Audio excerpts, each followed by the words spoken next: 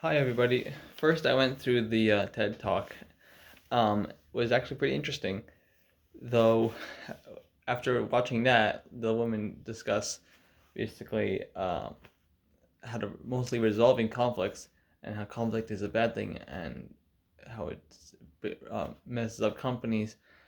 And she even mentioned um, that example where there was a higher up made two teams overlap duties, and that led to conflict.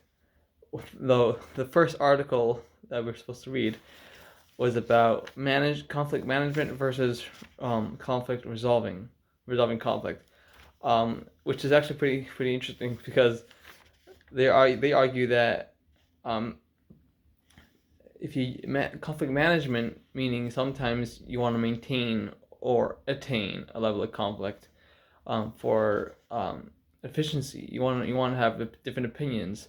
It's like you want to have the argument to find out what's the better method or for task strategies and policies, whereas for interpersonal conflict, um, such as name calling or harassment or something like that or bullying, then you definitely want to resolve it. I just found that I found it refreshing sort of to differentiate between the two. I mean, I guess you would argue that the first one isn't really conflict. It's just if there's actually conflict, I mean, it has a negative connotation, and if you want to resolve it, what if it's just healthy discussion or healthy um, debate of strategy or of efficiency, then you wouldn't necessarily call it conflict. But there is that when you have a debate, that means you automatically have a opposition. You have two opposing sides. And now, as long as you don't have ego involved, emotional attachment involved, which is very hard not to. But if you don't have once you don't if you don't have those involved, then it's healthy. It's good. When you do have those involved, then it muddies the water, and then you do have to yep. Then you need to resolve it and manage it, and gets more gets complicated. The second thing is legal. What other legal things? Legal things do I find in my current workplace?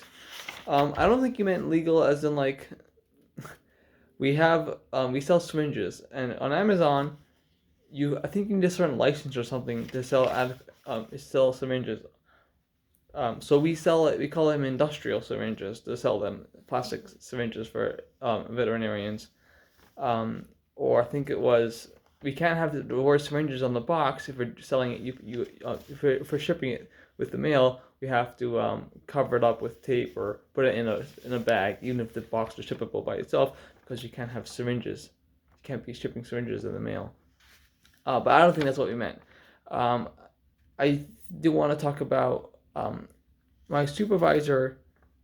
Um, even even though it's not my job to do customer service, I don't get phone calls, and most of the customers who call know the name or they ask for one of the other people to field their call. Um, my supervisor does tell me, or I'm in the room when he's in the middle of a call, and then he talks about it to me, um, whether professionally or um, just his emotional venting, whatever it is. He tells me about certain returns that we get back, or sometimes the customer tells us we get a failed delivery, and they say that they got the wrong thing. Now we have his system of checking. I pick the orders, the other guy checks the orders, and then I pack them. So there's a very low chance of them getting the wrong item. So if they say they got the wrong item, it's probably fraudulent. They probably are trying to get free stuff. Though I tell he says it's fraudulent, and I tell him so don't honor it, deny it, and tell them to get lost, and put them under bad credit or something, flag their account. But he doesn't do it. I mean, he's the one with the decision, so it's his prerogative. It's just like, why are you like? you're getting upset about it, but then you're not letting yourself do anything about it. So that's like, not, I don't know, part of conflict or whatever, other issues.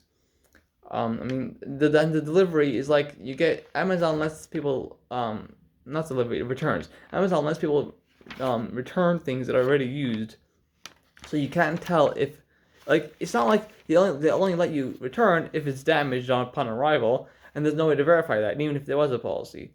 It's just, you can return whatever they want, but then we can't use it unless it's exactly the way it was. We can't reship it, we can't resell it unless it's exactly like it was unopened, no usage. Usually they come with residues inside the syringes.